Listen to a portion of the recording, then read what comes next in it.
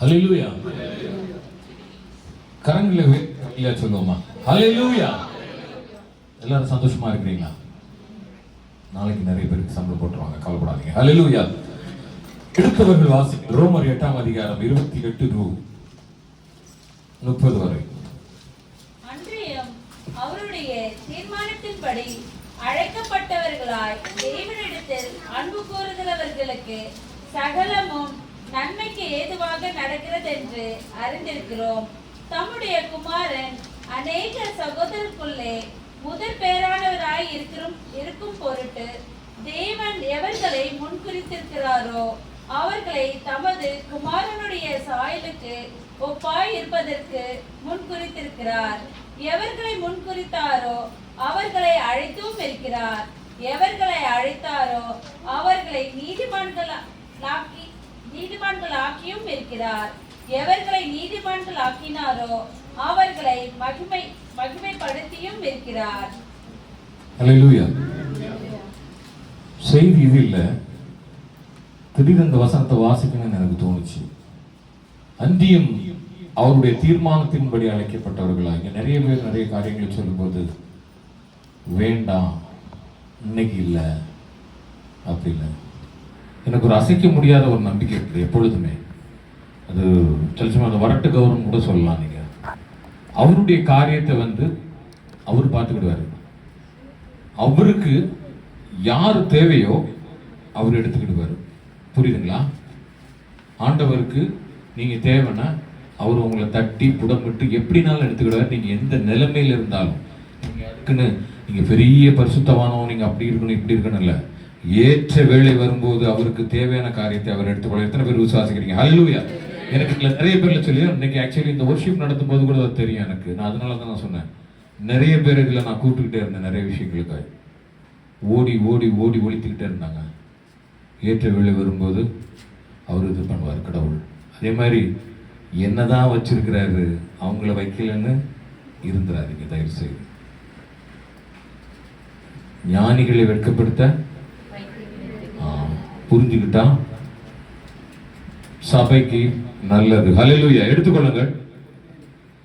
Esther அதிகாரம் 9வது அதிகாரத்திலே, எஸ்தரிலே 9வது அதிகாரம் 1வது வசனம்.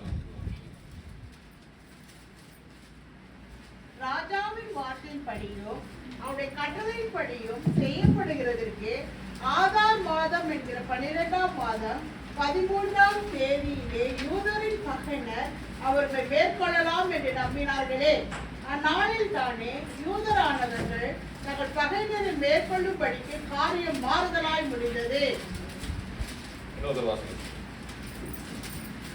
ராஜாவின் வார்த்தையின்படியோ அவனுடைய கட்டளையின்படி செய்யப்படுகிறதற்கு ஆதார் மாதம் என்கிற 12ஆம் மாதம் 13ஆம் தேதியிலே யூதரின் பகையினர் அவர்கள் மேற்கொள்ளலாம் என்று நம்பினார்களே. அந்நாளில் தானே யூதரானவர்கள் தங்கள் பகையினரை மேற்கொள்ளும்படிக்கு காரியம் மாறுதலாய் முடிந்தது. ஹல்லேலூயா.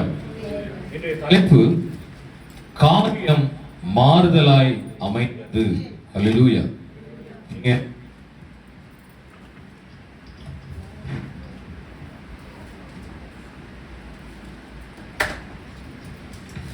காரியம் மாறுதலாய் அமைந்தது. ஹல்லேலூயா. எஸ்தர் அதிகாரத்திலே அநேக இடத்திலே காரியங்கள் மாறுதலாய் அமைந்திருக்கும். எத்தனை பேர் பார்த்துருக்கீங்க? எத்தனை பேர் படித்து முடிச்சிருக்கீங்க? ரொம்ப சின்ன அதிகாரம் தான் நினைக்கிறேன். 10 வசனம் 10 அதிகாரம் 10 அதிகாரம் தானே. எத்தனை பேர் படிச்சு முடிச்சிருக்கிறீங்க? எல்லாருக்கும் எல்லாருக்கும் அந்த பிரபு கைத்துக்கு ஏசுராஜுக்கு தெரியும் நினைக்கிறேன்.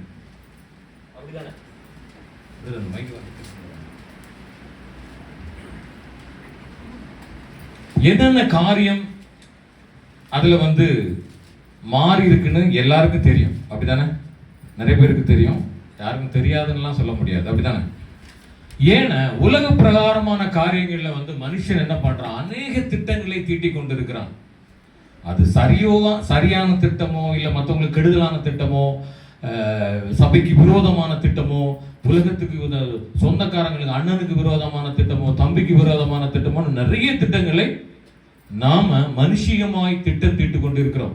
இது ஒரு புறம் இருக்க, உங்களுடைய வாழ்க்கைக்கான காரியங்கள், அநேக காரியங்கள் உண்டு. இப்படி பண்ணணும், அப்படி பண்ணணும், அந்த வேலையில ஜாயின் பண்ணிடலாம், அந்த வேலையில ஜாயின் பண்ணிடலாம், அப்படி இப்படி அநேக காரியங்கள் இருக்கும். திட்டங்களை தீட்டுபவர்களாக நீங்கள் இருக்கலாம், ஆனால் காரியத்தை வாய்க்க பண்ணுகிறவர் என் தேவனா இருக்கிறார். ஹல்லேலூயா, ஹல்லேலூயா. அவர் உங்கள் காரியத்தை மாற்றி போட வல்லவராய் இருக்கிறார். நீங்க நினைக்கிறது, நீங்கள் முடியாதது என்று நினைக்கிறவரை என் தேவன் முடியும் என்று நம்ப வைக்கிறார், செய்து முடிக்க வல்லவராய் இருக்கிறார் என்பதை எத்தனை பேர் விசுவாசிக்கிறீங்க? ஹல்லேலூயா. அநேக காரியங்கள் உண்டு. தேவனுக்கு விரோதமான காரியம் மாத்திரமல்ல, உங்களுடைய வாழ்க்கை பரிசுத்த வாழ்க்கையாக இருக்கலாம், பரிசுத்த வாழ்க்கையிலே ஒரு பெருமை வந்து கூட இருக்கலாம். நிறைய காரியங்கள் வரலாம். நான் இப்படி இருக்கிறேன், எனக்கு பாட்டு பாடத்துனா எனக்கு ஒரு பெருமை வந்துடும். அப்போ நான் அப்படியே நினச்சிட்டு இருப்பேன். ஒரே செகண்ட் அவர் மாற்றி போட்டுருவார். புரியுதுங்களா? இந்த எஸ்தர் வந்து இந்த புக்கு வந்து நீங்கள், நான் இதோட ஒரு 2 வாரத்துக்கு முன்னாடி இந்த புக்கு ஒரு லைஃப்லேயே முதல் தடவை ஒரு 4 தடவை படிச்சிட்டேன். இது ஒரு 2 வாரத்துக்கு முன்னாடி. ஆக்சுவலி போன வாரம் பசங்க நினச்சி ப்ரிப்பேர் பண்ணிட்டேன். ஆனால் கர்த்தர் வந்து ஒரு பெரிய ஒரு திட்டம் வைத்திருப்பார். ஏன்னா இந்த வாரம்னா கண்டிப்பாக என்னால் முடியாது. ஏன்னா 2 நாள் பல்லில் ஒரு இது பண்ணிவிட்டு 2 நாள் பல்லு வீங்கி இருந்தது. முடியுமா முடியாதான்னு கூட நினச்சேன். நான் இன்னைக்கு பிரசங்கம் பண்ண முடியுமா இல்லை வேற யார்ட்டையும் கொடுத்துடலாமான்னு கூட நினச்சேன். இதுக்கிடையில் முந்தா நாள் எங்கள் அங்கிள் ஒருத்தர் இறந்து போயிட்டார். அவர் இறந்து போகும்போது அப்போ தான் நினச்சேன். அவர் தான் முதல்ல என்ன வந்து எப்போ பார்த்தாலும் என்ன பாஸ்டர்னு கூடுவார். 25 வருடங்களுக்கு முன்பதாக. அவர் ஒரு பெரிய சபையோட ஃபவுண்டர். அவர் வந்து அவர் வீட்டுக்கு போனால் என்ன ஜெபம் பண்ண சொல்லுவார், பாஸ்டர் நீங்கள் ஜெபம் பண்ணுங்க. ஏன்னா 25 வருஷத்துக்கு முன்னாடி நாங்கள் இந்தியாவில் இருக்கும்போது ஒரு ப்ரேயர் ஆரம்பிச்சிருந்தோம். அது வரும்போது எனக்கு ஒரு வைராக்கியம் வந்தது. ஆனாலும் இந்த பக்கம் பேசினா அந்த பக்கம் வலி எடுத்திருந்தது. பட் நேற்று நைட்டு நாங்கள் அந்த சபைக்காக திங்ஸ்லாம் வாங்கிட்டு இருக்கும்போது சில காரியங்கள் நடந்தது. அப்போ ஒரு வைராக்கியம் வந்தது எனக்கு. அந்த வீம்புன்னு ஒன்று உண்டு இல்லை, கண்டிப்பாக நம்ம அந்த அதே பிரசங்கத்தை பண்ணிடுவோம். அதுக்காண்டி நான் வேற யாருக்குமா எடுக்கல. திரும்பவும் சொல்லிக்கிறேன். இந்த குறிப்பு சொல்லுவாங்கல்ல, இந்த சினிமா படத்தில் போட்டுப்பாங்க, விலங்குகள் பறவைகள் இல்லை கொல்லப்படலைன்னு. நான் பிரசங்கம் பண்ணி முடிச்சதுக்கப்புறம் தயவு செய்து யாரும் போய் சொல்லாதீங்க, உங்களுக்காண்டி பண்ண சபைக்கு வராதவங்க கிட்ட போய் சொல்லாதீங்க தயவு செய்து. ஓகேங்களா? கடவுள் பார்த்து கொண்டு இருக்கிறார், தேவன் உலாவி கொண்டு இருக்கிறார். எத்தனை பேர் விசுவாசிக்கிறீங்க? ஏன்னா நீங்கள் என்ன சொன்னாலும் நடக்காது. ஏன்னா யூடியூப்ல ரெக்கார்டிங் போயிட்டு இருக்குது. அதனால நீங்கள் தயவு செய்து யார்கிட்டையும் போய் அண்ணன் உங்களை தான் பற்றி பேசினாருன்னு சொல்லி தயவு செய்து பேசாதீங்க. பேசுங்க. எப்படின்னா இன்னைக்கு இவ்வளோ வார்த்தை ஒருவேளை உங்களுக்கு தொடப்பட்டுனா நீங்கள் பேசுங்க. ஓகே, இந்த எஸ்தர் சப்ஜெக்டுக்குள்ள போயிடும். எஸ்தர் சப்ஜெக்ட்ல என்னென்ன காதல் மாறி இருக்குன்னு யாருக்காவது தெரியுமா? எத்தனை பேருக்கு தெரியும்? நிறைய பேர் குயிஸ்ல நிறைய பேர் மோதிரம் வாங்கினவங்க, கம்மல் வாங்கினவங்களா இருக்கீங்க. கொஞ்சம் சொல்லுங்களா பார்க்கலாம். கொஞ்சம் ரைட்டு.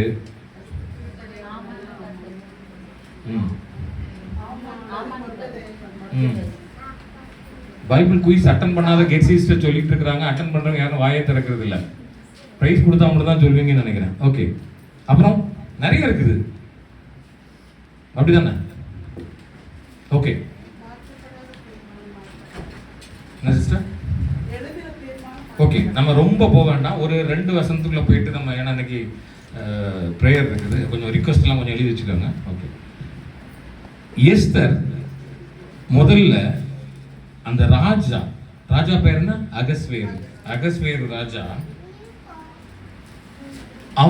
அவனுடைய ஒரு காரியம் முதல்ல மாற்றப்பட்டது. எப்ப மாற்றப்பட்டதுன்னா, அவன் வந்து இருமாப்பா இருந்தான், மன மகிழ்ச்சியா இருந்தான், மது போதையில் இருந்தான். அவன் நினைச்சான், நான் கூப்பிட்ட உடனே என் பொண்டாட்டி வந்துருவான்னு நினைச்சான். அப்படிதானே? நிறைய பேர் அப்படிதான் நினைச்சிட்டு இருக்கோம். அப்படிதானே பிரபு?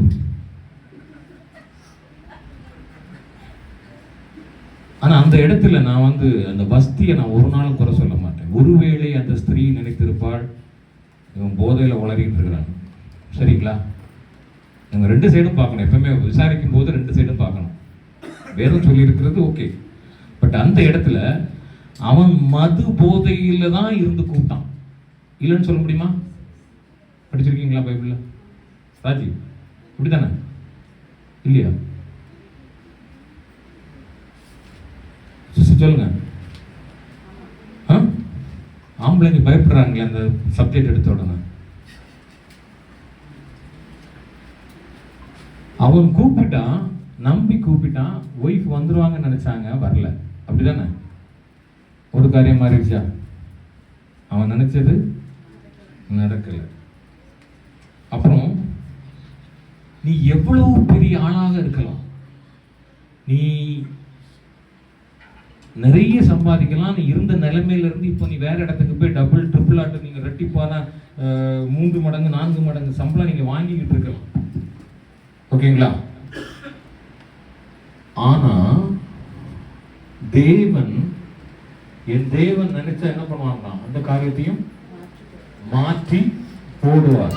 அப்படிதானே?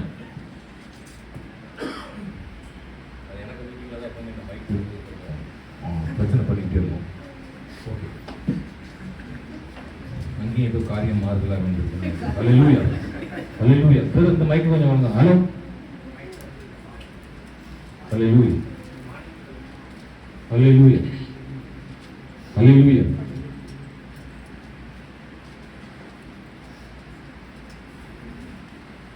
வஸ்தி, வஸ்தி யாரு? ராஜாவின் மனைவி யாருங்க? மனைவி தெரியும். யார் அவள்? பட்டத்து ராணி. அப்படிதானே?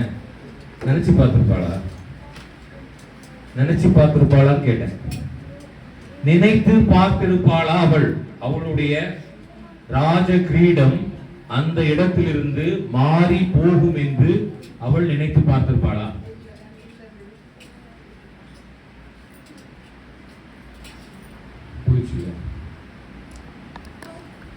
மாறிடுச்சா? ஒரு காரியம் மாறிடுச்சா? யாராவது தலையில எப்படி சொல்லணும்னா தலைக்கணத்தோடு தயவு செய்து சபைகளிலே உட்கார்ந்து ஆராதித்துக் கொண்டிருந்தால் மாற்றிக்கொள்ளுங்கள்.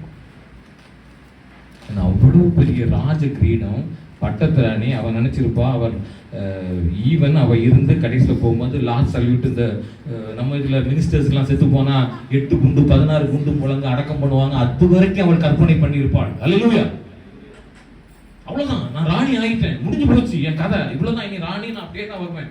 கவுன் போட்டு அந்த கிரீடம்லாம் வச்சு, இந்த இப்போ இவ்வளவு நிறைய ஃப்ராக்லாம் இருக்குது, அந்த மாதிரி ஏதாவது போட்டுட்டா வந்துருப்பா. அங்காலாவா இங்காலாவா இதெல்லாமே இருக்குது.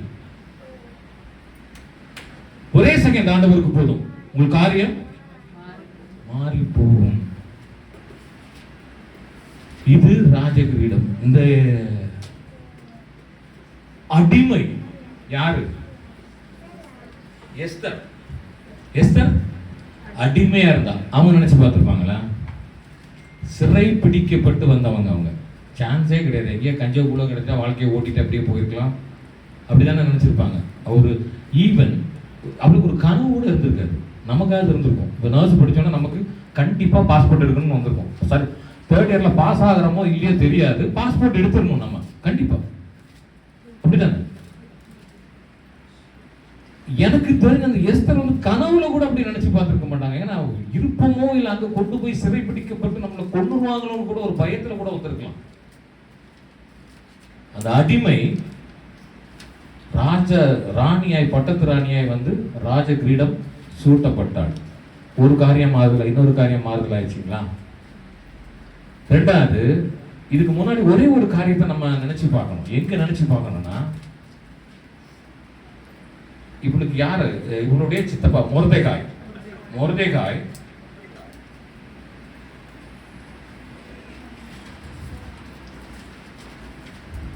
எங்க இருந்து சிறைபிடிக்கப்பட்டு வந்தார்?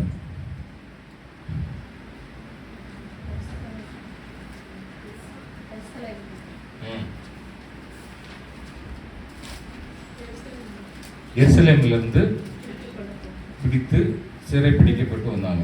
ஏன்னா இவங்க யாரா இருந்தாங்க? எந்த ஜாதியா இருந்தாங்க? யூதர்கள் வந்து சிதறடிக்கப்பட்டார்கள். அதுலேயும் கேவலமாக இவங்களை வந்து அரெஸ்ட் பண்ணி கொண்டு போயிருக்காங்க. அப்படிதானே? ஏன் இந்த யூதர்கள் சிறை பிடிக்கப்பட்டார்கள்? ஏன் சிதறடிக்கப்பட்டார்கள்? யாராவது வாசித்திருக்கீங்களா? என்ன நடந்ததுன்னு தெரியுமா? பெருமை வந்து போச்சு நினைக்கிறாங்க. அப்படிதானே? விக்கிரக ஆராதனை செய்தார்கள். உலக பிரகாரமாகவும் பெருமை வரக்கூடாது, ஆவிக்குரியவாகவும் பெருமை வரக்கூடாது. அதுலேயும் எஸ்பெஷலி சபைகளில் பெருமையே வரக்கூடாது. நாம் பெரியவன், இவன் சின்னவன், நான் இன்னைக்கு வந்து நான் அன்னைக்கு ஆதி காலத்துல இருந்து கல் போட்ட ஃபவுண்டேஷன் போட்டல இருந்து வந்தேன்னு வந்துச்சுன்னா நேபுகாத் நேச்சர் வருவார். வர மாட்டாரா? சொல்லுங்களேன். சோகமாயிராங்க, ஜாலியாக இருங்க, மனமகிழ்ச்சியாக இருங்க. நான் சொல்லிட்டேன் முதல்ல, நாளைக்கு 27ஆம் தேதி மனமகிழ்ச்சியாக இருங்க. சவுதி தேசத்தில் 27ஆம் தேதி எப்பவுமே மனமகிழ்ச்சியான ஒரு நாள். அது ப்ரைவேட்டை பற்றி எனக்கு தெரியல, கவர்மெண்ட்டில் உள்ளவங்களுக்கு மேக்ஸிமம் எல்லா ப்ரைவேட்லையும் கொடுத்துருவாங்க. அதனால் கொஞ்சம் மனமகிழ்ச்சியாக இருங்க.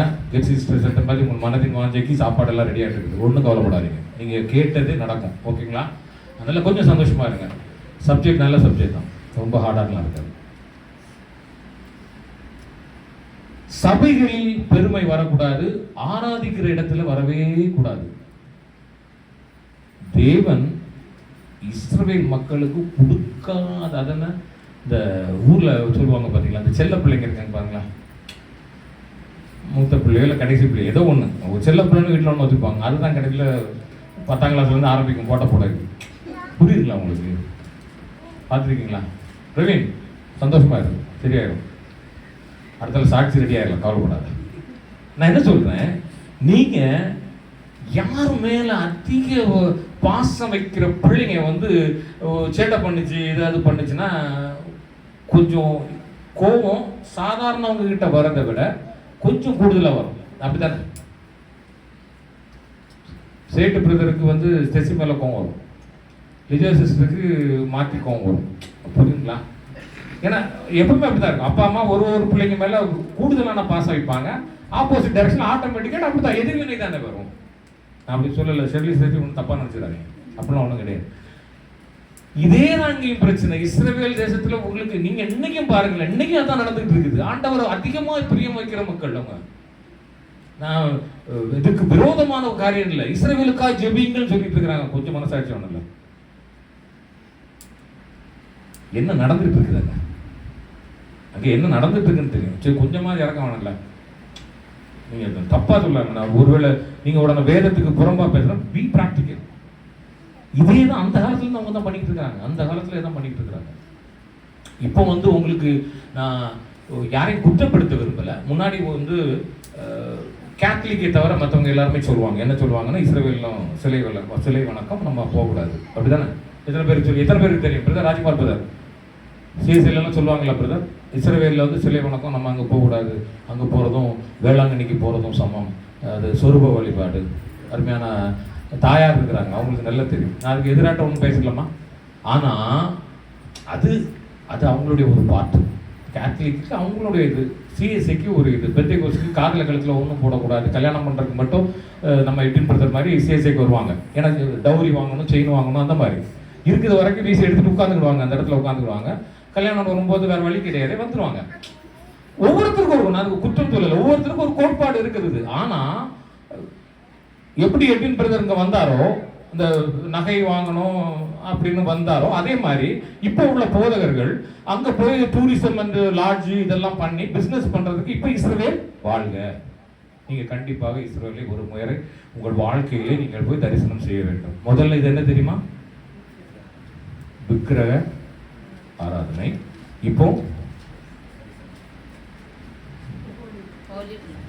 ஆண்டவர் மாற்றி போடுவார். சொன்னவங்க எல்லாருமே வியாபார ரீதியில் பேசினவங்களுடைய காரியங்கள், வாக்குகள், ஆராதனைகள் எல்லாம் இந்த காலங்களில் நீங்க பாருங்க மாறி போய் இருக்கிறது. அல்லேலூயா. வாங்க அடுத்து நம்ம எஸ்தருக்குள்ளே போயிடுவோம். இந்த ராஜா அதுக்கு அடுத்தது ஒருத்தர் உண்டு. யாரு? ஆமான்னு இருக்கேன், சத்துருவே சொல்லிட்டு இருக்காங்க சிஸ்டர்.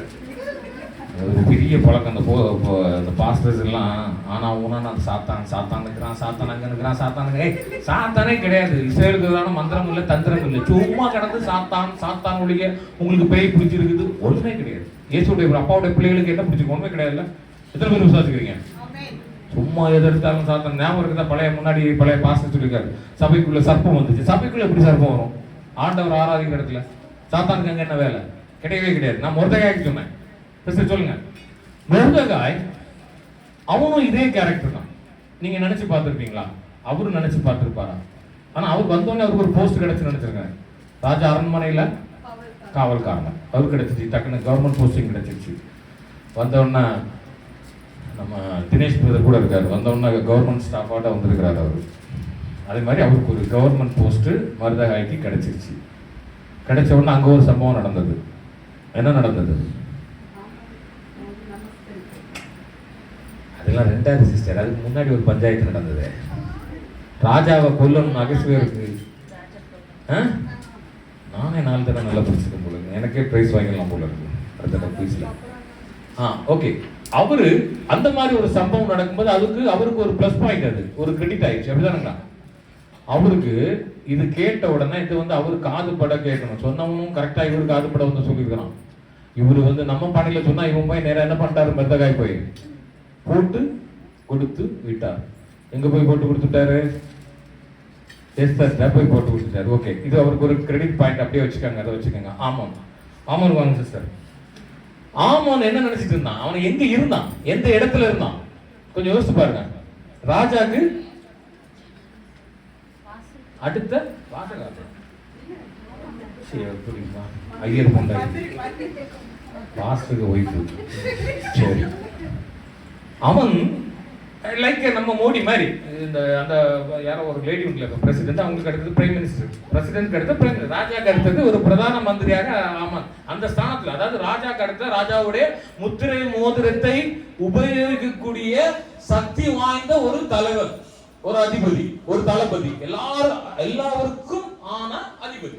ஓகே, அவருக்கு அது என்னாச்சுன்னு பாத்தீங்கல்ல, அவருக்கும் ஒரு பெருமை வந்து அவர் என்ன பண்ணாரு, இந்த மொர்தெகாய், இந்த யூதர்கள் இவங்க எல்லாரையும் அழிக்கணும்னு கங்கணம் கட்டி திரிந்தார்கள். அதுல என்ன சொல்லுது?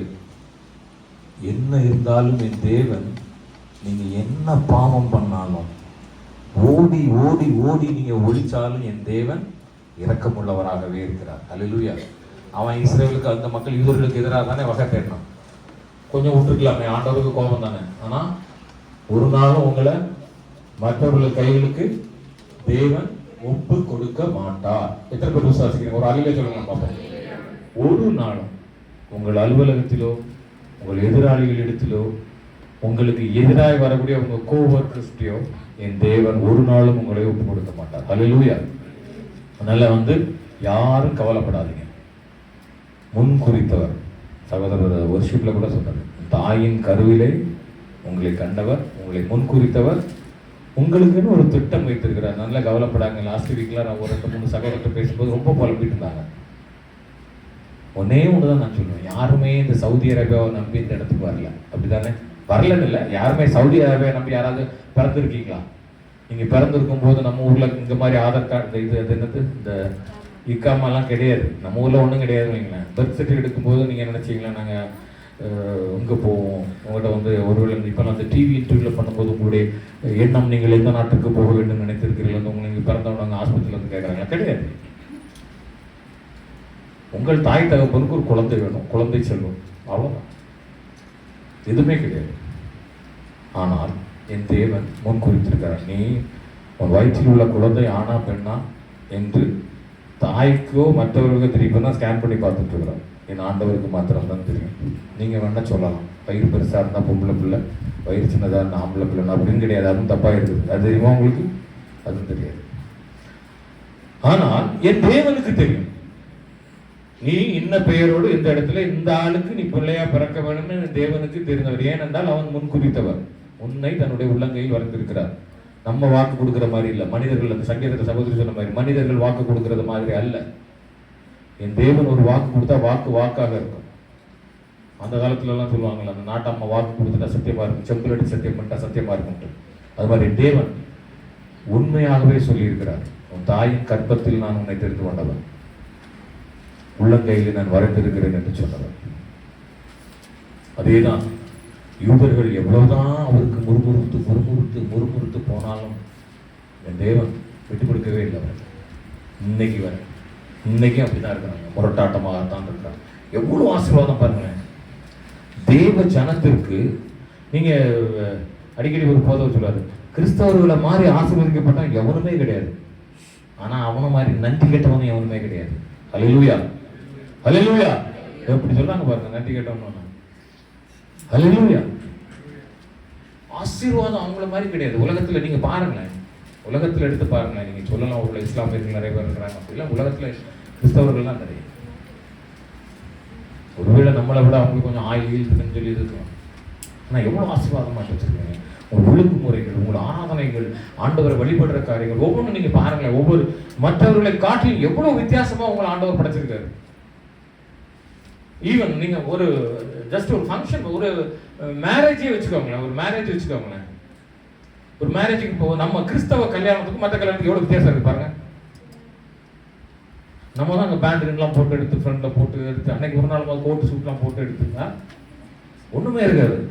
அவன் பேண்டே போட்டுக்க மாட்டான். அன்னைக்கு தான் கோட்டு வீட்டெலாம் போட்டு எடுத்து வந்து அது பார்க்குறதுக்கு ஒரு அழகாக இருக்குல்ல. எவ்வளோ ஆசீர்வாதம் அது பாருங்க.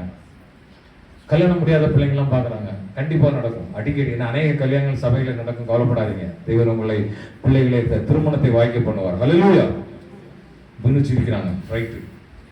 அது மாதிரி இந்த ஆமோன் பண்ணின காரியத்திற்காய் அவன் நினைச்சான், அவன் பொண்டாட்டி கூட நினைச்சான், இந்த ஆம்பளைங்களை ஒவ்வொரு ஆணுக்கும் வெற்றிக்கு பின்னால் இருப்பது யாரு சொல்லுங்களேன். ஆமோனை போட்டு வச்சது அவனை பொண்டாட்டி தான். என்ன பண்ணா, கொடிய தூக்கு மரத்தை செஞ்சிட்டான். அவனுடைய வெற்றிக்கு பின்னால் பெண் இருக்கிறார்கள். எட்டின் பிரதர் கவனமா இருந்துக்கோங்க. ஆப்ஷன் தான், ரைட்டு. தூக்குமாரம் செய்ய சொன்னாங்க. அவங்களும் நினைச்சிருப்பாங்க நம்ம மாப்பிள்ள தான் பெரிய அப்பாட்டாக்கரு, எப்படியும் மொரதகாய போட்டு இது பண்ணிடுவாரு. கரெக்டுங்களா? என்னாச்சு? காரியம் மாறுதலாய் ஆயிற்று. அதுதான் திரும்ப திரும்ப சொல்ல, நீ நினைக்கிறது ஒண்ணு, நீ ரூம்ல 4 செவத்துல போடுற பிளான் ஒண்ணு.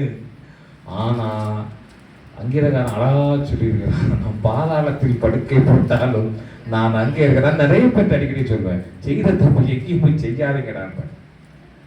அதுதான் நம்ம தான் சொல்லுவோம், நம்ம தான் வாய்க்கிலேயே பேசுவோம். பாதாளத்தில் படுக்கை போட்டால் நீர் அங்கே இருக்கிற சொல்லிட்டு நீ அங்கே கூட ஆலோசனை யாரு பண்ண? ஆமோன்னு அவனுக்கு பொண்டாட்டியும். கடைசியில் என்னாச்சு? நம்ம ஊர்ல சொல்லுவாங்க, ரவுடியை பார்த்து வாள் கத்தி எடுத்தவர். அங்க ஒரு காரியம் மாறுதலா போச்சு. இப்ப எத்தனை காரியம் மாறுதலா போச்சு சொல்லுங்க கெட் சிஸ்டர். அடுத்தது இந்த மொர்தெகாய், இந்த ஆமோன் போய் ராஜா கிட்ட போனோம்னா ராஜா கேட்கிறாரு. அதுல இன்னும் நிறைய சப்ஜெக்ட் உண்டு, அதுல நிறைய உண்டு. ராஜா வந்து கேட்கிறாரு ஆமோன்ட்ட, இந்த மாதிரி ராஜ விசுவாசிக்கு என்ன பண்ணலாம்னு சொல்லி. அப்படிதான் நீங்க எப்படி பண்ணணும்னா, இவரும் உடனே நம்மளதான் தூக்கி பட்டை கிளப்ப போறாங்கன்னு சொல்லிட்டு இவரு கிளியர்ட்டா எல்லாம் சொல்லிட்டாரு. குதிரையில ஏத்தணும், ரதத்துல ஏத்தணும், அதுல ஏத்தணும், இதுல ஏத்தணும். அவரு கொஞ்சம் மானியத்தை 2-3 போட்டு பிட்ட போட்டு, ஏன்னா அவரு தானே, அவர் தான் பண்ண போறாங்க. இப்போ நமக்குன்னு ஒரு காரியம் பண்ணும்போது நம்ம கொஞ்சம் எக்ஸ்ட்ரானே பண்ணுவோம், புரியுதுங்களா? இப்போ எனக்கு நான் மீட்டிங் நடத்தணும்னா காலையில வந்து சொன்னேன், மைக்கு கொஞ்சம் நல்லா ரெடி பண்ணிருக்கேன். எனக்கு தெரியும், எப்பவுமே நான் மீட்டிங் அன்னைக்கு தான் மைக்கை வந்து சொதப்பி வைப்பாங்கன்னு எனக்கு நல்லா தெரியும். ஆனாலும் சொன்னேன், ஆனாலும் நடக்கல. அதே மாதிரி தான் ஆமாம். அவனுக்கு ஓய்வு பயங்கர சந்தோஷம். தூக்கு மரத்தை ரெடி பண்ணு. ஆமாம் நேரம் போறாரு. அவன் சொன்ன மாதிரி அவன் என்ன நினைச்சுப்பான், என் பொண்டாட்டி சொன்ன மாதிரியே எல்லாம் நடக்குது. இப்போ இவனை வந்து நமக்கு எல்லாம் இதே இதில் போயிட்டு நம்ம அந்த ட்ரெஸ்லாம் போட்டு குதிரையில் ஏறி அப்படி ஏறி உலாவர்னு எல்லாம் சொல்லிட்டு போனான். ராஜா உடனே ரொம்ப சிம்பிளா சொன்னார், அப்படியா சரி ரைட்டு. மொர்தெகாய என்ன பண்ண சொன்னாரு? ரைட்டு, முடிஞ்சு போச்சு. எப்படி இருக்கும் அவங்க யோசித்து பாருங்களேன். நம்ம தான் பண்ணுவோம், நம்ம தான் இது பண்ணுவோம்னு சொல்லிட்டு ஓடி வருவோம். இங்க ஆண்டவர் என்ன பண்ணுவார் தெரியுமா? அவர் ஒருத்தரை முன்குறித்து வைத்திருப்பார். புரியுதுங்களா? திரும்பவும் சப்ஜெக்ட் அங்கே தான் போகும். ஒருவேளை நமக்கு பெருமை வந்து நான் தான் நினைச்சேன்னா அவர் ஒரு சப்ஸ்டியூட் வச்சிருப்பாரு. அந்த விசுவாசிக்கிறீங்களா இல்லையா? அல்லேலூயா. அது ஒன்று மாறி போச்சு. மொர்தெகாய்க்கு நிறைய பட்டாபிஷேகம் காரியங்கள்லாம் இருந்துச்சு. இதுக்கு இடையில அங்க நம்ம என்னாச்சு, எஸ்தர் ராணியா வந்து அடிமை ராணியாய் ஆக்கப்பட்டார். புரியுதுங்களா? எவ்வளவு பெரிய பாக்கியம். சோ ஆண்டவர் சித்தம் கொண்டால் அரசனும் ஆண்டியாவான், ஆண்டியும் அரசனாவான். அல்லேலூயா. அதனால நீங்க எத்தையும் ஒன்றையும் குறித்து கவலைப்படாதீங்க, எல்லாத்தையும் அவர் பாதத்தில் வச்சுக்கோங்க. அவர்தான், நீங்க தான்பா. நம்ம ஒரு பாட்டு பாடுவோம், நீங்க போதும் ஏசப்பா, சும்மா பாடுவோம், அப்படித்தானே? அதுக்கப்புறம் புலம்பி அப்பா எனக்கு அதை வேணும் இதை வேணும். ஒன்ஸ் அவர்கிட்ட கொடுத்துட்டீங்கன்னு வச்சுக்கோங்களேன், விட்டுருங்க. நீங்கள் விட்டுருங்க, அந்தவரை எனக்கு இது வேணும்னு சொல்லிட்டு விட்டுருங்க. அதுக்கப்புறம் என்ன ஆகும், கொஞ்சம் ஒருவேளை லேட் ஆகும் உங்களுக்கு. நீங்கள் இப்போ விஜய் இருக்கிறாங்க, நோயில் பைக் கேட்டால் வாங்கி கொடுப்பீங்களா? சைக்கிளுக்கே அவங்க படுற பாடைகளுக்கு தான் தெரியும், அப்படித்தானே? ஆனால் வாங்கி கொடுப்பாங்க. அவங்க ஊருக்கு போயிட்டு வந்தோடனே உடனே புது சைக்கிள் கேர் வச்சு சைக்கிள் வாங்கி கொடுத்தான். ஏற்ற நேரம் வரும். ஆனால் பைக்கை ஓட்ட முடியாதுல்ல. ஓட்ட முடியுமா? ஓட்ட முடியாது, தெரியும், பேரண்ட்ஸுக்கு தெரியும். அதுதான் கொஞ்சம் டிலே. நீங்கள் உடனே எங்கள் அப்பா அம்மா எனக்கு வாங்கி தர மாட்டாங்கன்னு மூஞ்சிட்டுக்கிட்டு அந்த காலத்துலலாம் டைலாக் இவன் நான் கூட சொல்லுவேன், எதுதான் என்ன பெற்றீங்களோ இவட்ட கட்டுறாங்க பெற்றது. நம்ம பிள்ளைங்க சொல்லுவாங்க, எதுக்கு என்ன பெற்றீங்க, ரொம்ப அதிக செல்லம் கொடுத்தா அப்படிதான் கேட்பாங்க. ஏசப்பாட்ட போய் நீங்கள் கேட்க முடியாது, ஆண்டோட்ட கேட்கக்குள்ள டோன்ட் ஹேவ் எனி ரைட்ஸ், அப்படிதானே? ஏன் எனக்கு இதை அனுமதித்தீர், ஏன் இதை எனக்கு தரவில்லை கேட்கறதுக்கு யாருக்கா ரைட்ஸ் இருக்கா சொல்லுங்க? யாருக்கும் கிடையாதுங்க. அவரு அதுக்குன்னு நீங்க நினைக்கிற மாதிரி அந்த ஆமன் பிளான் பண்ற மாதிரி அப்படிப்பட்ட ராஜா ஆண்டவர் கிடையாது. தூக்கில் போடணும், தலையெடுக்கணும் அப்படிலாம் கிடையாது. கடைசியில் என்ன ஆச்சு, அங்க இன்னொரு காரியம் மாறல போச்சு. என்னாச்சு, ஆமன் விருந்துக்கு போயிருக்கும் போது என்ன நடந்தது படிச்சிருக்கீங்களா எல்லாரும்? என்ன நடந்தது எல்லாருக்கும் தெரியும். அதனால நான் திரும்ப திரும்ப 1ஆம் அதிகாரம் எடுங்க 2ஆம் அதிகாரம் எடுக்க சொல்ல விரும்பலை. இது சின்ன சப்ஜெக்ட் தான். என்ன நடந்தது, எனக்கு அந்த மெயின் சப்ஜெக்ட் காரியம் மாறுதலாய் ஆனது. என்னென்ன காரியம் மாறுதலாக இருந்தது, அதுதான், அவ்வளோதான். அவன் அங்கே போனான், எஸ்தர் ராஜாத்தி கிட்ட போனான். அந்த விருது எஸ்தர் ராஜாத்தி கூப்பிட்டாங்க, இவங்க 2 பேரையும் நீங்கள் விருந்துக்கு வாங்கன்னு சொன்னாங்க. இவங்க போனாங்க, இவனும் பயங்கர சந்தோஷத்தில் போனான். அங்கே நடந்த விஷயம் வேற மாதிரி ஆகி போச்சு. பட் எஸ்தர் பிளான் பண்ணி தான் கூப்பிட்டுருக்காங்க, இவனை போட்டு கொடுக்கணும் தான் கூப்பிட்டுருப்பாங்கன்னு நினைக்கிறேன், அப்படித்தானே? பெண்கள் மாயை தெரியாம விருந்துக்கு போயிட்டான். அதுதான் சொல்லுவாங்க, அந்த காலத்தில் சொல்லுவாங்க பெண்களை நம்பாதீங்கள்பாங்களே, அந்த மாதிரி. ஆனால் தேவை திட்டம் இருக்கும், ஒரு திட்டம் இருக்கும். யாரும் தப்பா நினைச்சுக்காங்க லேடிஸ் சொல்லலாம். அவன் அங்கே போனான், அவன் நினைச்சான் ஒய்ஃப்கிட்ட எவ்வளோ சந்தோஷமா சொல்லிட்டு வந்தான். பாரு என்னையும் ராஜாவும் மட்டும் யோசித்து பாருங்களேன். நம்மளை கூப்பிட்டு நம்ம மார்ட்டின் பதர் அடிக்கடி போவார், இந்த ஏர்லைன்ஸ் பார்ட்டிக்கு போவார், ஹயாத் பிளாசா அப்படி இப்படின்னு போவார், பயங்கரமா போவார். நமக்கு தெரியும் அவர் சொல்லிட்டு போவார், நமக்கு தெரியும் அவர் எவ்வளவு சாப்பிடுவாருனாங்க. அங்க பயங்கரமா இருக்கும் பஃபேலாம், அவரு எவ்வளவு சாப்பிட்டாருன்னு தான் தெரியும். பட் அது ஒரு பெரிய இது இல்லை, உங்களுக்கு லைஃப்ல ஒரு அச்சீவ்மெண்ட். நமக்கு அப்படி ஒரு பார்ட்டி கொடுக்குறாங்க, நம்மளை இன்வைட் பண்றாங்க போது நமக்கு அது எவ்வளவு பெரிய சந்தோஷமா இருக்கும். மார்ட்டின் பதர் சொல்லிட்டு போவாரு, நான் பிரபலம் உட்காந்து சிரிப்போம், இவங்க போய் அப்படியே எல்லாத்தையும் சாப்பிட்றாங்க. அவன் போன 2 தோசை, அங்க தோசை கிடைக்குதான்னு பார்ப்பாரு. ஆனா இந்த இடத்துல இந்த தேசத்துல அது ஒரு பெரிய உங்களுக்கு ஒரு இது, ஒரு ஆசீர்வாதம், அப்படிதானே? அதே மாதிரிதான் அந்த ஆமான் போயிருப்பாரு. ராணி என்ன கூப்பிடுறாங்க, அதுலயும் ராஜாவையும் இவனை மட்டும் தான் கூப்பிட்டுருக்காங்க, வேற யாரையும் கூப்பிடல. இவரு நினைச்சிட்டு போனாரு, அங்க நடந்த காரியம் வேற. 2வது, தான் வீட்டுல குழியிலே தானே உருவான மாதிரி என்ன நடந்தது, இவன் ரெடி பண்ண தூக்கு மரத்துல அவனையே போட்டுட்டார்கள்.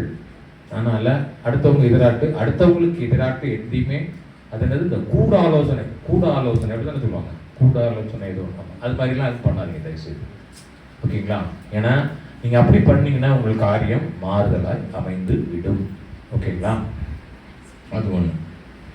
ஸோ இந்த சப்ஜெக்ட்ல மெயினா நீங்க பார்க்க வேண்டியது, ஆண்டவரை ஆராதிக்கிற இடத்துல வேற எந்த அருவருப்பமான காரியங்களை நீங்கள் செய்யக்கூடாது. செய்தீர்கள் என்றால் நீங்கள் சிறைபிடிக்கப்படுவீர்கள், ஓகேங்களா? நம்பர் 1. 2வது, தேவ திட்டத்துக்கு நீங்க உங்களை ஒப்பு கொடுங்க. ஒப்பு கொடுக்கும் போது அவர் உங்கள் காரியத்தை வாய்க்க பண்ணுவார். தெய்வ திட்டம் இல்லாமல், அவருடைய சித்தம் இல்லாமல் ஒரு காரியத்துல நீங்க போனீங்கன்னா அந்த காரியம் உங்களுக்கு மாறுதலாக அமைந்து போய்விடும், அப்படிதானே? அதே மாதிரி யார்கிட்டையும் நீங்கள் விரோதம் பாராட்டாதீர்கள். ஏன்னா நம்ம ஆமோன் பாராட்டின மாதிரி நீங்க விரோதம் பாராட்டாதீங்க, ஓகேங்களா? அதே மாதிரி ஆராதிக்கிற இடத்துல ஆராதனை மாத்திரம் செய்யுங்க, வேற எதுவுமே நீங்க செய்யாதீங்க. மீன்ஸ்னா நீங்க ஆராதனைன்னு அப்படி சொல்லலை, ஆராதிக்கிற இடத்த பரிசுத்தமாய் நீங்கள் நடத்தி கொள்ளுங்கள். மீன்ஸ் அது நான் என்ன சொல்றேன்னா, எப்படி அந்த யூதர்கள் வந்து எப்படி விரட்டடிக்கப்பட்டார்களோ அதற்காக நான் அதை சொல்கிறேன். விரோதங்கள் கண்டிப்பாக பரலோகத்தில் பிரவேசிப்பது இல்லை. ஆமாவா இல்லையா? நீங்க யாருக்கிட்டையாவது விரோதம் பாராட்டுனீங்கன்னா கண்டிப்பாக பரலோக ராஜ்யத்தில் நீங்கள் பிரவேசிக்கப்பட போவது இல்லை. நீங்கள் ஒர்ஷிப் லீடராக இருக்கலாம், இல்லை பாஸ்டராக இருக்கலாம், இல்லை எல்டராக இருக்கலாம், இல்லை நீங்கள் ஞானஸ்தானம் எடுத்துருக்கு 1க்கு 3 இடத்துல நீங்கள் ஞானஸ்தானம் எடுத்தவர்களாக இருக்கலாம். சொந்த சகோதரனையாவது நண்பர்களையாவது விரோதம் பாராட்டினால் கண்டிப்பாக இல்லை. சரிங்களா? அது வந்து ரொம்ப எச்சரிக்கையாக இருக்கு. சில விஷயத்தில் ரொம்ப எச்சரிக்கையாக இருக்கு. யாரையும் வந்து ரெண்டாவது காரியம் வந்து சும்மா உலக பிரகாரமாக நான் சொல்லுவேன், யாரையும் வந்து என்னை விட இவன் கீழானவன் வந்து யாரும் நினைக்காதீங்க, தயவுசெய்து நினைக்காதீங்க. அந்த ஆமன் வந்து அவனுக்கு அந்த அதிகாரம் இருக்கிற திமிரில் தானே அவன் அப்படி பண்ணான், அப்படிதானே?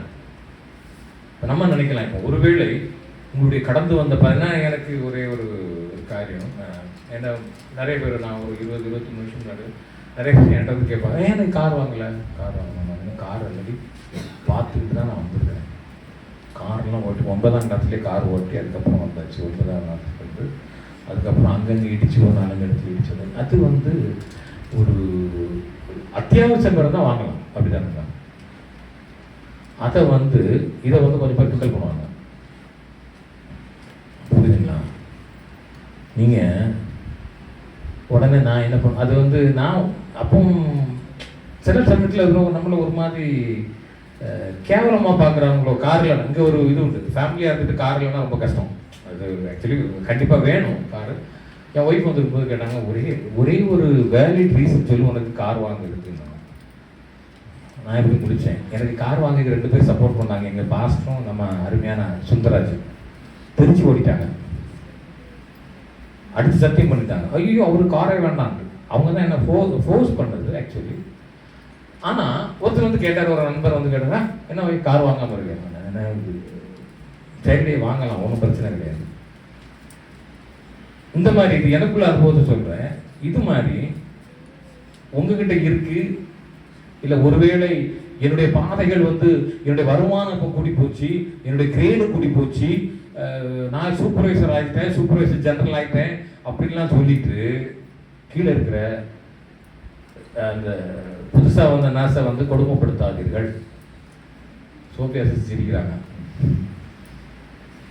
இல்லை நான் எம்எஸ்சி படிச்சுட்டேன், நீ டிப்ளமோ டிஎன்எம், அது என்ன ஜிஎன்எம் சொல்லிட்டு யாரையும் வந்து தரக்குறைவாகவோ இலக்காரமாகவோ நீங்க பார்க்காதீங்க. ஏன்னா ஆண்டவர் என்ன சொல்றாரு தெரியுமா? 9:1 என்ன சொல்லியிருக்காங்க? காரியம் மாறுதலாய் போயிடும் பிரியமானவர்களே. 2வது, இஸ்ரவேல் பிள்ளைகள் பண்ண மாதிரி, யூதர்கள் பண்ண மாதிரி தயவு செய்து அவருக்கு விரோதமாகவோ அவருக்கு பிரமாணங்களை மீறி ஒரு பொழுதும் நம்முடைய வாழ்க்கை முறை இருக்கக்கூடாது பிரியமானவர்களே. தேவன் என்ன பிரமாணம் கொடுத்திருக்கிறாரோ அந்த பிரமாணத்தை விட்டு வழிவிலகி நம்ம வந்து ஒரு காலத்திலும் நம்ம போகக்கூடாது சொல்லியிருக்காரு. ஏன்னா ரொம்ப வேதத்துல சில வசனங்கள்லாம் ரொம்ப கொடுமையா இருக்கு. நம்ம வந்து புல்பீட்ல இருந்து நம்ம சொன்னோம்னா அப்புறம் ஐயோ சபிச்சிட்டாருன்னு அப்படிலாம் சொல்லுவாங்க. அப்படிலாம் அதை சொல்லக்கூட நான் விரும்பல, ஏன்னா நானே அதுக்கு எகெயின்ஸ்டா இருக்கக்கூடியவன். நீங்க வந்து புல்பீட்ல இருந்து எப்பவுமே ஆசீர்வாதம் இருக்காரு. நீ என் வேதத்தை மறந்தால் ஒரு வசனம் சொல்ல வேண்டாம் தான் சொன்னேன். வேண்டாம், வசனம் இருக்குது ரொம்ப. ஏன்னா ஆண்டவர் வந்து சில விஷயங்கள்ல வந்து ரொம்ப அது வந்து ஜெலஸ் கார்டு அவர். ஆக்சுவலி வேற மகிமையை வந்து யாருக்கும் விட்டு கொடுக்க மாட்டார் அவர், அதுதானே? புரியுதுங்களா? ஒரே ஒரு விஷயத்துக்கு தான், பாவியை நீ வா என்று சொல்லியிருக்கிறார். பெருமை உள்ளவனுக்கு மாத்திரம்தான் தேவன் எதிர்த்து நிற்கிறார். பட் இந்த மாதிரி விஷயங்கள்ல ரொம்ப ஜெலஸ் கார்டு. அதனால அவருடைய பிரமாணங்களுக்கு ஒரு பொழுதும் நம்ம வந்து விரோதமா இருக்கக்கூடாது. ஏன்னா அந்த எரேமியா வந்து எத்தனை பேர் அவங்களை சிறைப்பிடிச்சு போனாங்க? 37,000 பேர் நினைக்கிறேன் இல்லையா? 37,000 37,000 பேரை சிறைப்பிடிச்சு போனாங்க. ஆனா இதுக்கு முன்னாடி யாரு சொன்னா? எரேமியா தீர்க்கதரிசி இப்ப சொல்லிட்டு இருந்தாரா இல்லைங்களா? சொன்னார்ல, வான் பண்ணிக்கிட்டே இருந்தார்ல, கேட்கல யாரும், எல்லாம் மந்தக்காது உள்ளவர்களாக இருந்து விட்டாரு. நிறைய பேர் சொல்லுவாங்க வந்து ஒவ்வொரு நாளும் வந்து நம்ம கேட்கக்கூடிய செய்திகள், ஒவ்வொரு நாளும் நம்ம ஒவ்வொரு வாரமும் நம்ம கேட்கக்கூடிய பிரசங்கங்கள் எல்லாமே அப்படிதான் இருக்கும். யாராவது ஏதாவது ஒருவேளை உங்களுக்கு சில ஆட்கள் பிரசங்கம் பண்ணும்போது சில ஆட்களை பிடிக்காம கூட இருக்கலாம். ஆனா ஏதாவது ஒரு வார்த்தை, அவங்க பேசின வார்த்தைகள் ஏதாவது ஒரு வார்த்தை உங்களை குத்தும், கண்டிப்பா குத்தும். ஏதாவது ஒரு வார்த்தை அது குத்தாம வந்து ஒரு நாள் விடாது. ஏன்னா வேதம் வந்து சொல்லியிருக்கு என்னன்னா, இருபுறமும் கருக்குள்ள பட்டேன் எங்கேயாவது ஒரு இடத்துல குத்திட்டு தான் இருக்கும். உடனே வந்து ராஜ்குமார் பிரதர் எடுத்த பிரசங்கம் வந்து எனக்கு பிடிக்கல, அவர் என்னதான் சொன்னார். பழைய சபையில தான் அடிக்கடி சொல்லுவோம், நாங்கள் சொல்ல மாட்டோம். நாங்கள் எந்த முதல்ல சொன்ன மாதிரி மற்றவங்க நாங்கள் இதை பற்றி தான். எனக்கு குத்துச்சு நான் ஒரு நாளுமே சொல்ல மாட்டேன். ஒரு அவர் என்னதான் சொல்லியிருப்பாரு, நான் வந்து சொல்லுவேன் இது செல்வின் பிரதரை சொல்லிட்டாரு, செல்வின் பிரதர் சொல்லுவேன் ராஜேஷ் பிரதரை சொல்லிட்டாரு. உனக்கு குத்துதான்னு பாருங்க, ஆண்டவர் அதில் தான் வந்து விருப்பப்படுறாரு. அவரு நீங்க இப்படிலாம் பண்ணும்போது அவருடைய பிரமாணங்களை நீங்க கை கொண்டு அதன்படி நாம நடக்கணும். பிரமாணம்னா எல்லாருக்கும் தெரியும், கிறிஸ்தவர்கள் எல்லாருக்கும் தெரியும். என்னை விட கூடுதலா நீங்க பைபிள் படிக்கிறீங்க. அநேகமா மாசம் 3வது வாரம் நீங்க பைபிள் குயிஸ்க்கு விழுந்து படிக்கிறீங்க. அந்த 3வது வாரம் நீங்க அட்டன் பண்றீங்கன்னா முழு மாதமே நீங்க படிச்சுக்கிட்டு இருக்கிறீங்க. அதனால வந்து பிரமாணங்களை வேத விடைக்கு நீங்க பேசுறதுக்கு மாத்திரம் படிச்சுட்டு மோதிரம் வாங்கிட்டு போகாம அபியாசப்படுத்துங்க. என்ன சொல்லியிருக்குன்னு கேளுங்க. ஏன்னா நிறைய சொல்லியிருக்கு, அது பண்ணாத இது பண்ணாத, மோசே கொடுத்த இதெல்லாம் இருக்குது, 10 கட்டங்கள்லாம் இருக்குது, நிறைய விஷயங்கள் இருக்குது. இது எல்லாவற்றிலும் மேலாக நான் எப்பவுமே சொல்லுது, எல்லாருக்கும் வந்து நீங்க அன்பு காட்டுங்க, அன்பு செலுத்துங்கன்னு சொல்லியிருக்கிறேன். அதே மாதிரி வேதமா தான் சொல்லுது, எல்லாத்தையும் நீ அதை பண்ண, ஆணியை பண்ண, இதை பண்ண எல்லாத்தையும் விட்டுக்கிட்ட உன்ட பேசிட்டு அன்பு இல்லைன்னா ஒண்ணுமே கிடையாது. அதே மாதிரி இதுல எல்லாத்தையும் மேலாக சொல்றாங்க, ஃபாரினுக்கு வந்த பேச்சுலர்ஸோ ஃபேமிலி மெம்பர்ஸோ உங்கள் தாய் தகப்பன் இருக்காங்க, முதலாவது வந்து தாய் தகப்பன்களை கனம் பண்ணுங்க, கணக்கு கேட்காதீங்க.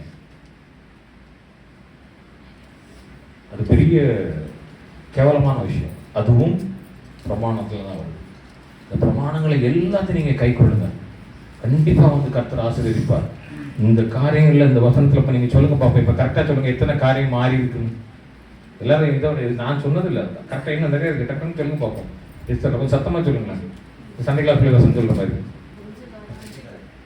என்னன்னா ஆமாம் தூக்கில் போட்டது ஒன்று, முருதைகாய் ஆசீர்வாதம், முருதைகாய்க்கு கிடைச்ச ஆசீர்வாதம், கனம் பெற்றாரு. அடிமை ராணியானாங்க, ராஜா ஆகலங்க, ராணி ராஜாத்தி, ராஜாத்தியா. அப்புறம் ராணி பட்டம் இழந்தாள், ரைட்டு. போதுமா? நம்ம என்ன பண்ணணும்? யார் மாதிரி இருக்கிறோம்?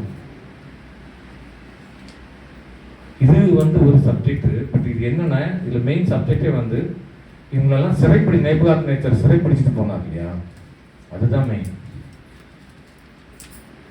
நம்மளுடைய வாழ்க்கையில நம்ம வந்து சிறைப்பிடிக்கப்பட போகிறவர்களாய் இருக்கிறோமா?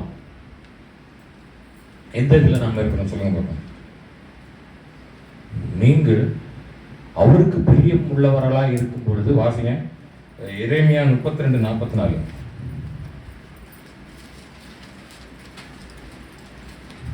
பென்யமீன் தேசத்திலும் எருசலேமின் சுற்றுப்புறங்களிலும் யூதேயாவின் பட்டணங்களிலும் மலைக்காடான பட்டணங்களிலும் பள்ளத்தாக்கான பட்டணங்களிலும் தென்திசை பட்டணங்களிலும் நிலங்கள் விலை கிரயமாய் கொள்ளப்படுகிற பத்திரங்களில் கையெழுத்து போடுகிறதும் முத்திரையிடுகிறதும் அதற்கு சாட்சி வைக்கிறதும் உண்டாயிருக்கும். அவர்கள் சிறையிருப்பை திருப்புவேன் என்று கர்த்தர் சொல்கிறார். ஹல்லேலூயா. அந்த ஒண்ணுதான். நீங்கள் பிரமாணங்களை கை கொண்டு இருக்கும்போது அவர் வந்து எவ்வளவு பெரிய சிறையிருப்புனா, நீங்க உடனே ஜெயிலுக்கு போனலாம் நினைக்காதீங்க. என்னென்ன சிறையிருப்பு உங்களுக்கு சொல்லுங்க பார்க்கலாம். படிக்கிற பிள்ளைங்களுக்கு ஒருவேளை படிக்க முடியலன்னு ஒரு சிறையிருப்பு இருக்கலாம். கல்யாணம் முடியாதவங்களுக்கு இன்னும் கல்யாணமே முடியலன்னு சொல்லி ஒரு சிறை, எல்லாமே ஒரு சிறையிருப்புல தான் வருது.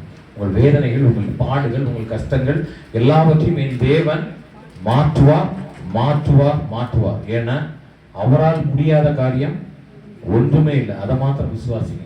அதனால வந்து திரும்பவும் நான் சொல்றேன், எந்த காரியமோ எந்த திட்டமோ என்னுடைய வாழ்க்கையில நான் இப்படிதான் நடத்துவேன் இல்லை அப்படிதான் நடத்துவேன்னு எதுவுமே நினைக்காதீங்க. முடியாத காரியத்தை தேவன் முடித்து வைப்பார் உங்களுடைய வாழ்க்கையில. அல்லேலூயா, அல்லேலூயா. நீங்க முடிய நான் தான் பண்ணுவேன், எனக்கு அங்க வாஸ்தா இருக்குது, இங்க வாஸ்தா இருக்கு, கபில எனக்கு தெரியும், இந்த எங்க டீன் எனக்கு தெரியும், எங்க நர்சிங் சூப்பரண்ட் எனக்கு தெரியும்னு நீங்க நினைச்சீங்கன்னா எதுவுமே நீங்க சண்டே போகும்போது உங்களுக்கு தெரிஞ்ச அந்த நர்சிங் சூப்பரண்ட மாத்திருப்பாங்க. என்ன பண்ணுங்க? மாற்றி போடுவார். என் தேவனால் மாத்திரமே முடியும். ஏன்னா அவர் சொல்லியிருக்காரு, ஏசாயா 44:21 வாசிங்க.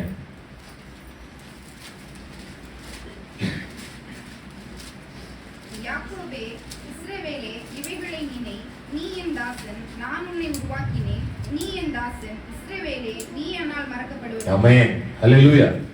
உங்கள் ஒவ்வொருவரை பார்த்து என் தேவன் சொல்கிறார், நீ என்னால் ஒருபொழுது மறக்கப்படுவதில்லை என்று சொல்கிறார். எத்தனை பேர் விசுவாசிக்கிறீங்க? அதை ஒரு ஹல்லேலூயா சொல்லலாமா? நீ என்னால் மறக்கப்படுவதில்லை என்று சொல்லியிருக்கிறார். உங்களுடைய சிறையிருப்பை மாற்றுவேன்னு சொல்லியிருக்கிறார். ஏன்னா அந்த இடத்துல நீங்க அந்த யூதர்களை மாதிரி முரட்டாட்டம் உள்ளவர்களாக இல்லாமல் உங்களை சிறைப்பிடித்து போவார்கள் என்று இருக்கிற அந்த ஒரு நிலைக்கு நீங்கள் வராமல் நீங்க இருக்கும் பொழுது என் தேவன் உங்கள் சிறையிருப்பை மாற்றுவார். பிரியமானவர்களே, யாருக்கு விரோதமாக நீங்கள் எழும்பாதீர்கள். முதல்ல காரியம் தான், கூடுமான வரை அடுத்தவர்களுக்கு அன்பு செலுத்துங்கள். எதிராளிக்கு கூட நீங்க எதிரா வராதீங்க. அதுதான் கிறிஸ்தவம். புரியுதுங்களா? எல்லாரையும் நேசிங்க. திரும்பவும் சொல்றேன், முடியாததை என் தேவன் வாய்க்க பண்ணுவார். இன்றைக்கு நீங்க எழுதி வைத்துக் கொள்ளுங்கள், திருமணமாக இல்லையா, என் தேவன் வாய்க்க பண்ணுவார். கூடிய சீக்கிரம் பிள்ளைகள் இல்லையா, என் தேவன் வாய்க்க பண்ணுவார். ஹஸ்பண்டுக்கு வரணும்னு நினைக்கிறீங்களா, என் தேவன் வாய்க்க பண்ணுவார். நமக்கு தெரிஞ்ச அநேக பிள்ளைகளுக்கு வேலைக்காய் பாடுபட்டு கொண்டிருக்கிறார்கள். கண்டிப்பாக என் தேவன் வரும் காலங்களில், வரும் வாரங்களிலே அநேக சாட்சிகளை இந்த சபையில ஏறெடுப்பார்.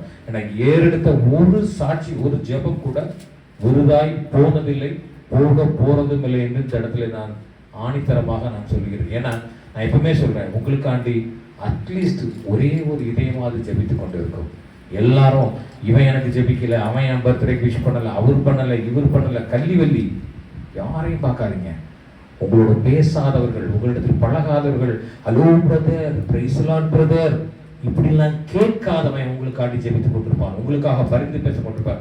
எனக்கு தெரியும், இங்க இந்த பசங்களுக்காண்டி, நம்ம பசங்க பிள்ளைங்களுக்காண்டி வேலைக்காக முயற்சி பண்ணும்போது முகம் தெரியாதவர்கள் இவர்கள்லாம் இப்படி செய்வாங்களான்னு நினைக்கும் போது எனக்கு அவருடைய ஃபோன் காலை பார்க்கும்போது எனக்கு தெரியும், உண்மையிலேயே ஒரு அமேசிங் அது ஆக்சுவலி.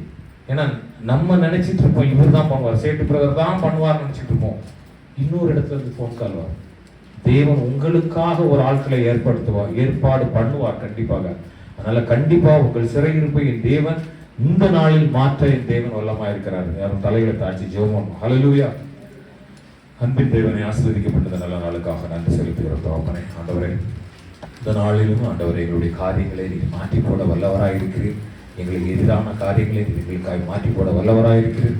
எங்கள் சிறையிருப்பை மாற்றி போட வல்லவராயிருக்கிறார். ஆண்டவரே, நீர் சொன்னபடி ஆண்டவரே, நாங்கள் ஒரு பொழுதும் ஒரு நாளும் நீர் எங்களை மறந்து போகிற தேவன் நல்ல ஆண்டவரே, நன்றி செலுத்துகிறோம். எல்லாவற்றையும் இயேசு கிறிஸ்துவின் நாமத்தில் ஜெபங்களை எடுக்கிறோம் எங்கள் அன்பின் தகப்பனே. ஆமென். ஹல்லேலூயா. ஹல்லேலூயா.